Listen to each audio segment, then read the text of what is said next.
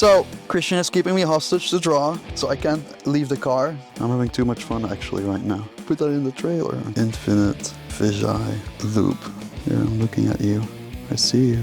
I feel stalked on by myself, which is very strange. Also, just have fun with it. It's all about telling a story. If you're not having fun with it, then you will burn out. So just have fun with it, whatever level you are. I have so many ugly drawings that I did. Sketchbooks full of them. They're a part of the journey, so don't be too hard on yourself. Hey everyone. So if sketching is your thing and you enjoy what I do, there is a course, a practical perspective course, and the sketching course.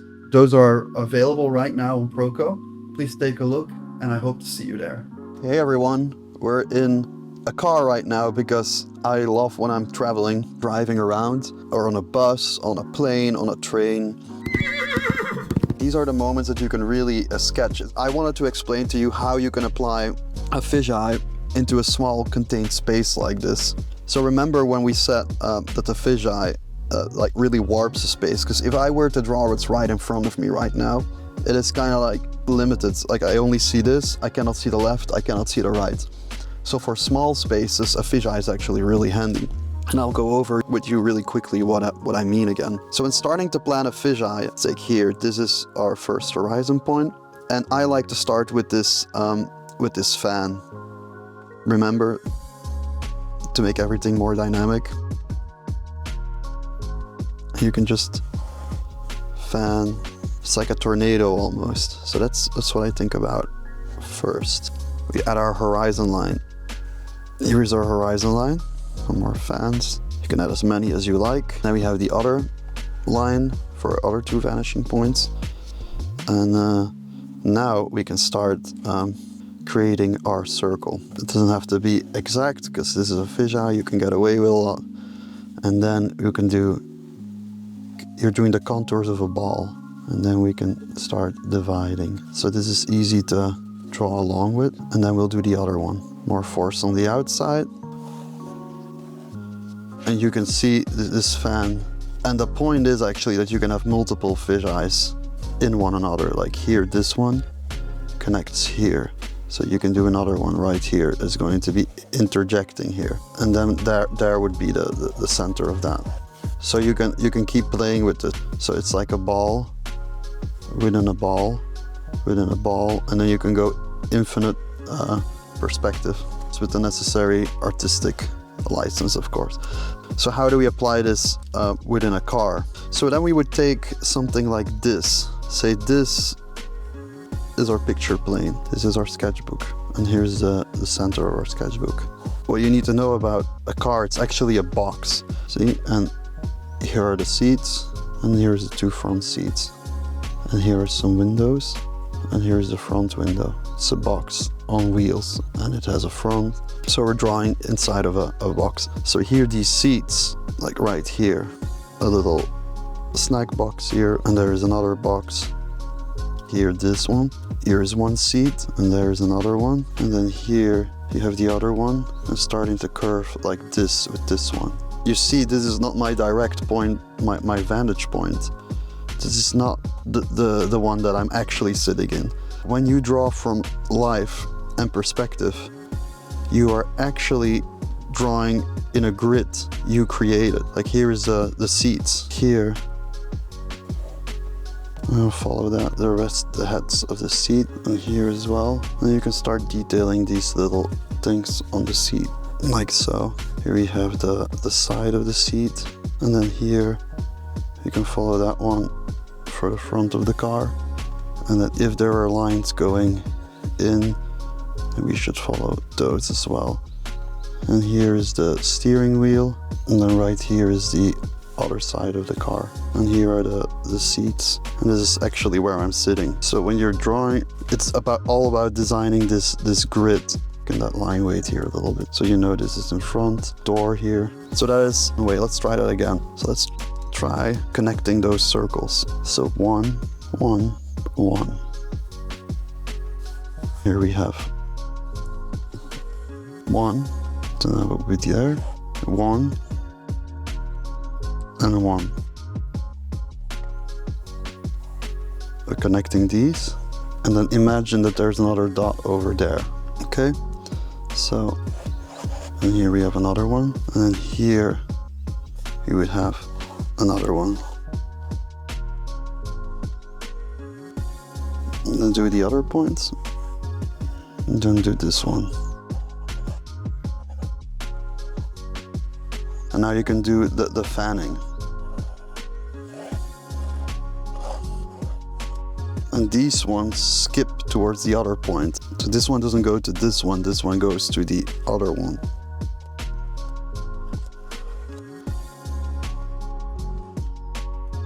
So now, combining these circles, you can now take a composition again, like see here. But you have all these other lines that now you can follow. Let's just go to that point. And here you have the seats again. It should be a bit lower here so we can get the other one in. And then we have this seat here. And as you can see, if we follow this, let's go out of the picture plane a little bit.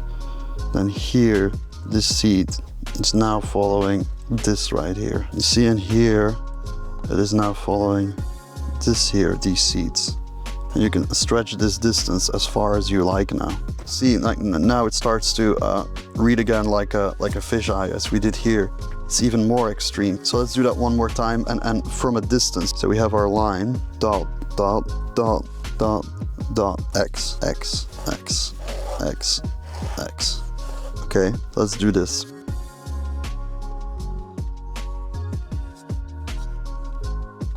Etc, etc.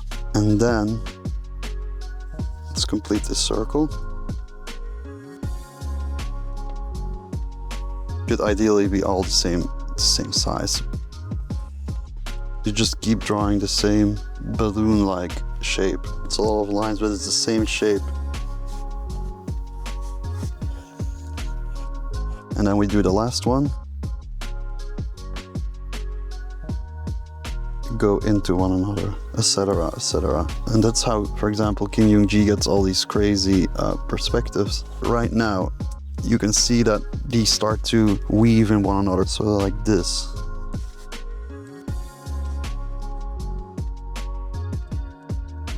And then you want to get out of that.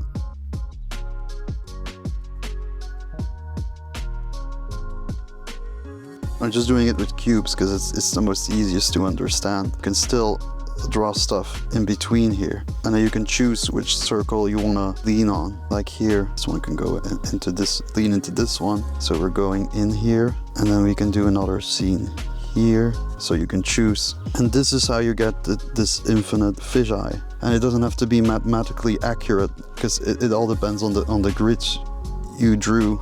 In between space, these two converge. So if you want to do like a meters long drawing, so you just keep repeating this, and you can stretch these, you can take these points further. So you can get a lot in here, because imagine this is a city and this is something else, and you can keep stretching it. Like here, for example, you can keep stacking them, and they getting foreshortened, so you can go much further with these points. And this is a good exercise to just take these circles and keep playing with them like that.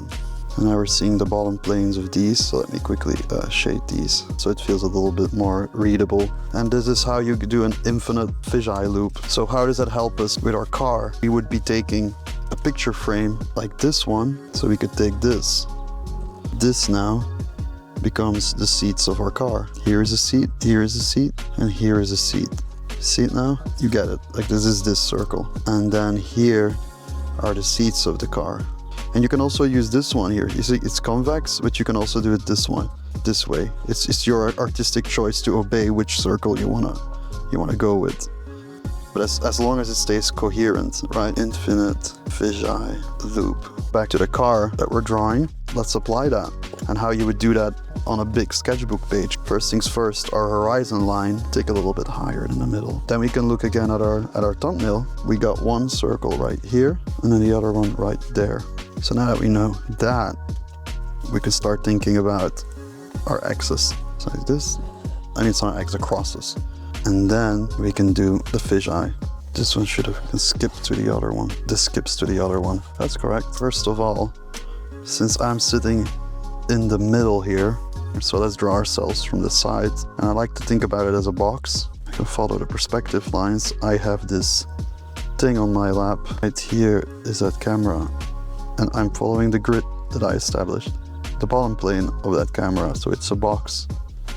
And here is me, so this is my rib cage. This is my dumb hat. And here is me drawing. And then here are the seats. And I think the seats go till here. In the middle there is none. And the seats here in front are here. And this is the side of the car. I remembered I said the car is a box, so let's discover that box. Right here, and then here, and then we have the side, this. So you can choose to go with the circle in the inner, and I kept doing that. But if you want to switch into another fisheye, then you can make the switch like I did here and go into another. Right now what I'm doing is I'm keep expanding on this one. It is just so that you have an option to keep going infinitely. It's my pants. And the seat is definitely not as high as this camera. Christian's seat. I like this midsection because it gives a lot of perspective. And then this one, and that's the seat in front of me, like this. And here is Christian himself, sitting there. Like, this is sort of a loose sketch that I would do. I wouldn't do the red if I wasn't doing this video. It's just for you to understand. Chest, here's my arm, some folds. I don't have a seatbelt on because we're not driving, but if you're driving, you should have a seatbelt on. Like these folds, again, this has more to do with anatomy, where your landmarks are. There are folds going from there. I think I'm a little bit fatter than this. I'm flattering myself too much. Here is an occlusion. I always love throwing those in because that anchors shapes to the ground. My pants, here's my shirt going in here. Again, a pressure point. You can do this dirty trick. Start doing it, hatching around the form. I'm starting to go in this detail that I can really like anchor, exaggerating this entire car. This box that I see here on my left, right here, I wanted a foreground element. So now we're going into more composition.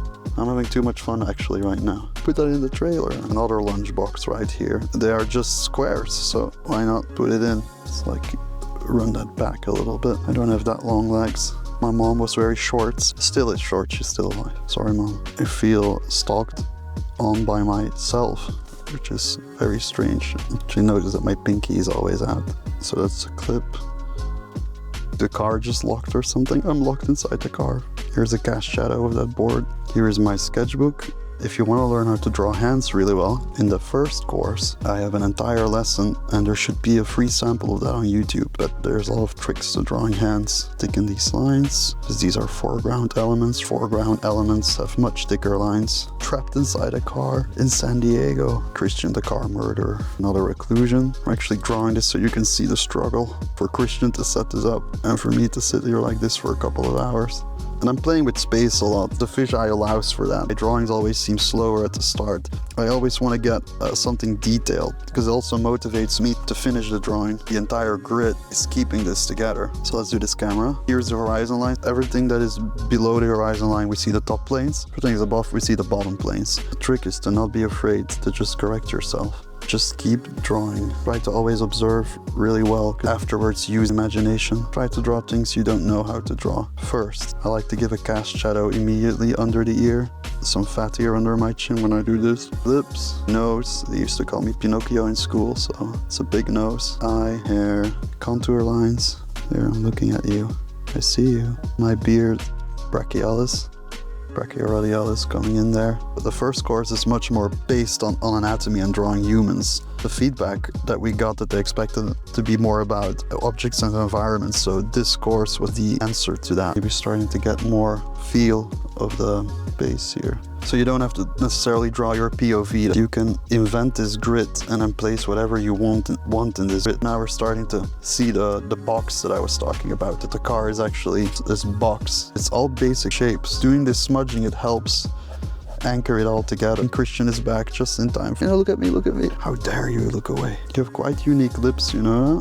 Flirting going on here. Maybe you're gonna have a battery or something in your hand, or something funny. Actually, it would be funny if he's holding a gun at me. And now we can start looking at that door, something with a value range. So you always see me coming back and thickening lines. The side of the other car seat, some gradient. But thanks to that grid, I know where to place all of this. His hands on the trigger. And suddenly the car feels much more real. And we're almost there. The rear view mirror.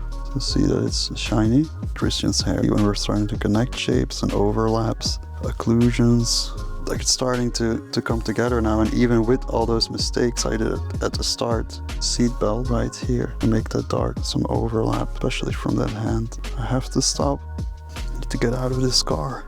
Hello everyone, and thank you for watching this video. Many of you are not subscribed to my channel, so I would encourage you to subscribe and hit the bell so I can continue to make videos like this. Thank you so much for watching. Let's continue with the video. This box is translucent, so I'm gonna try to find a way to get that across with some hatching so that the planes look consistent. So, Christian is keeping me hostage to draw, so I can't leave the car, so I'm locked here for another 3 hours. I'm joking. This is finished right now. I hope the diagrams that it sort of helped in the infinite fisheye loop.